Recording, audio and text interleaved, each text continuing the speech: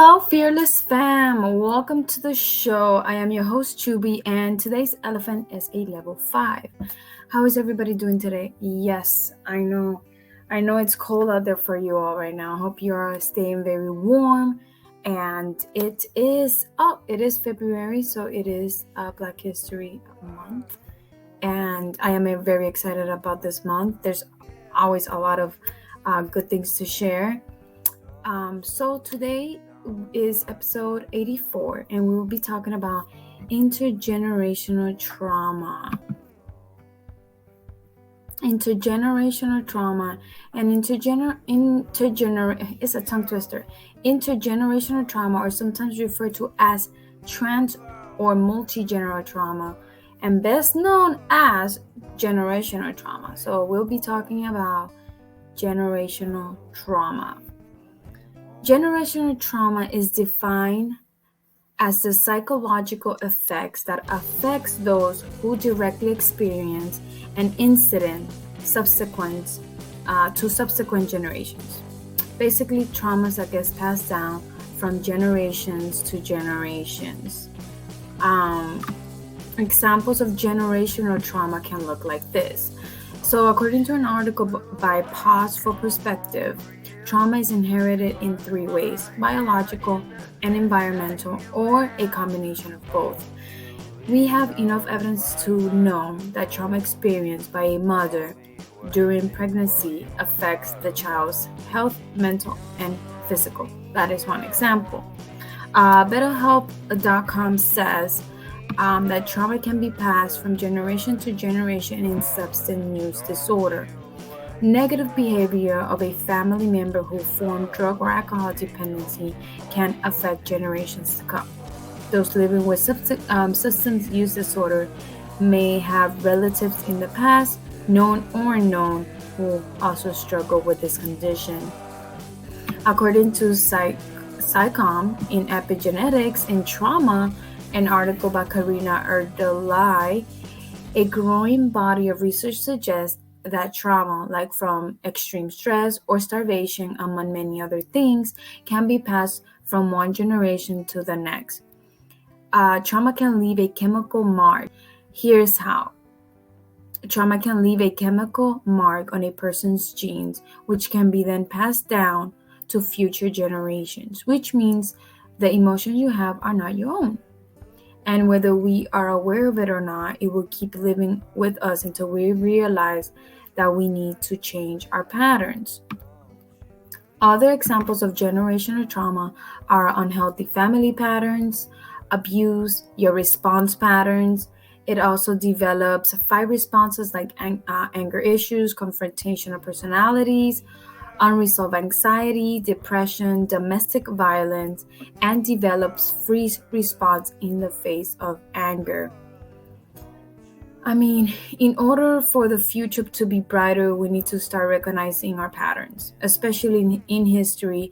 If your ancestors went through a traumatic experience like the indigenous people, Holocaust, etc., what happened with 9/11, that is going to be a generational thing. If you experience a great loss that day, like the whole country did, trauma always leads back to childhood. Sometimes you do not realize that the way that you behave is because of your traumas and the things you experience as a child, even as a teen. So I'm going to be reading an article by Worth It to Be Me on ways to heal from your generational trauma. I found it to be helpful, so I thought I'd share. The 3 stages of healing complex trauma. So the first stage is education, stabilization, safety. But depending on the severity of complex trauma on a person can remain in this stage for a couple of years or longer.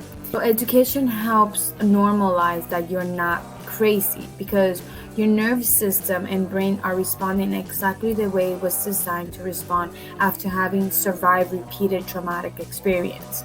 So stabilization, you learn ways to manage urges to abuse substances and alcohol.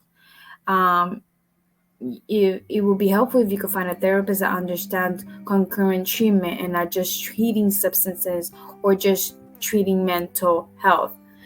Singular treatment is dated and is not supported by best practice. Learning skills to obtain and ground distressing emotions, learning and using dialect behavior, therapy skills to replace self harm behaviors like cutting and suicide attempts, obtaining supports to help with crisis situations, such as a therapist using a local crisis line, creating a support plan that includes phone numbers of people you will call and service you will reach out to it if you're feeling suicidal. In some cases, medications can be helpful too.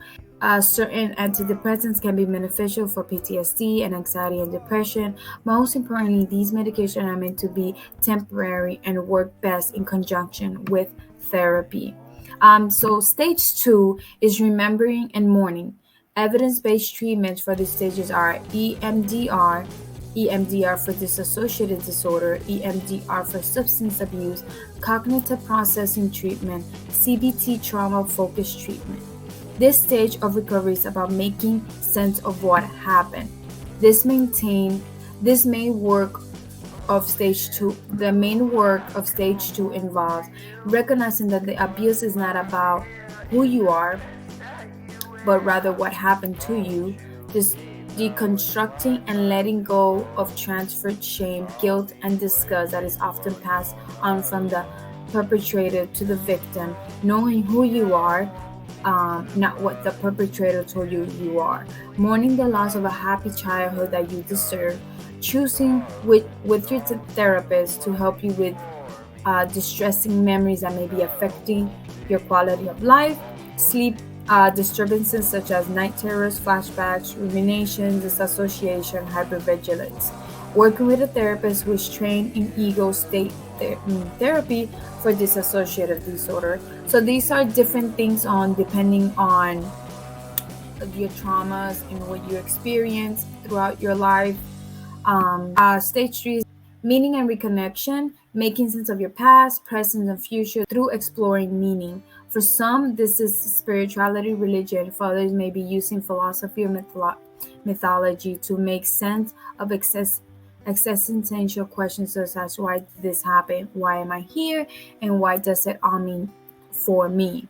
This session is also about reconnecting with your community, and for some, it's about giving back or focusing on dreams and goals for the future. Now that you have a lighter backpack moving forward with your goals and dreams as possible. So, these are some of the stages, and depending on your trauma, how you could heal from that. But also, our generational trauma that we carry, for example, what your parents went through when they were kids, like not poverty, and how you could heal from that growing up like that, and what you could do for yourself, like growing out of it, you could break the cycle. It stops with you. So, starvation, you may not realize that the patterns that you have with food is because when you were growing up, you didn't have the resources, or you didn't have food. You went to sleep hungry, and now as an adult, you are experiencing that you want your fridge full, that you need these things, and that you always talk about food, or you making sure that everybody's eating, or these other behaviors that you didn't realize you have. And these are from your traumas that you have to unpack and heal from. But these are just little things like that you don't realize how big it is, and how it's sometimes controls your environment, your life. And sometimes you need to heal from that in order to have a better future. Here are 3 quotes that I found. The first one is, it is up to you to change generational narratives. When they tell you this runs in the family, you tell them this is where it runs the F out. Basically, again, it ends with you, especially with substance abuse. If your parent was a verbal abusive, how can you change that? Because you didn't even realize you were carrying that with you. And is before you speak, different therapy helps. So the way that you can manage that, alcohol abuse, any other type of abuse that you're able to, get help for. The next clue is when we heal ourselves, we heal the next generation that follows. Pain is passed through the family line until someone is ready to feel it, heal it, and let it go. So, for example, we in my family, we didn't grow up with hugging and saying "I love you" and sharing emotions, um, and just talking to each other about anything and all, and saying how was your day and things like that. So now, as an adult, my sister does not do that with my nieces. She talks to them.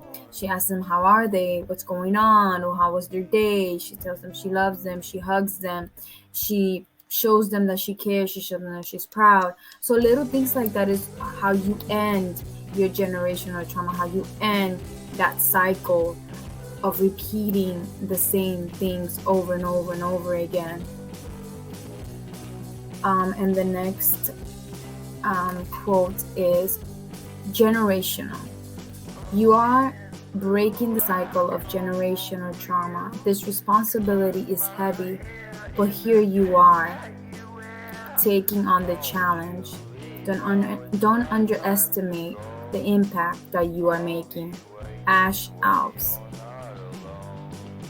I hope that this episode, short and sweet and straight to the point. I hope you guys learned something from it and had an introspective moment and realized what your generational trauma is, what your behavior is, what your cycle is, what you're repeating, and you're able to change and actually, have a better future for either yourself, your kids. But it always starts with recognizing what those patterns are.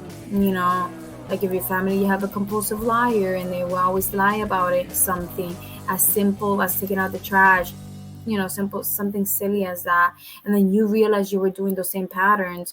What are you able to do to get away from that, and try to be a better person? So again, hope that you sit with yourself and realize the patterns that were passed down to you and certain things that are negative that were passed down to you, and you're able to be a better person, and you're able to heal and just stop that cycle. You're able to stop that cycle for a better future. Thank you for joining us. I know, again, short episode, but thank you so much for sitting here and listening to this. You can always DM us. Reading is essential, so read up on anything about this subject. I hope that you guys, if you have any questions, just reach out to us. We're always here. So I hope you stay in the next episode. Is the copy paste repost culture. I will be talking about how I feel about it personally. But yes, thank you for watching, and like we always say, stay fearless, everyone.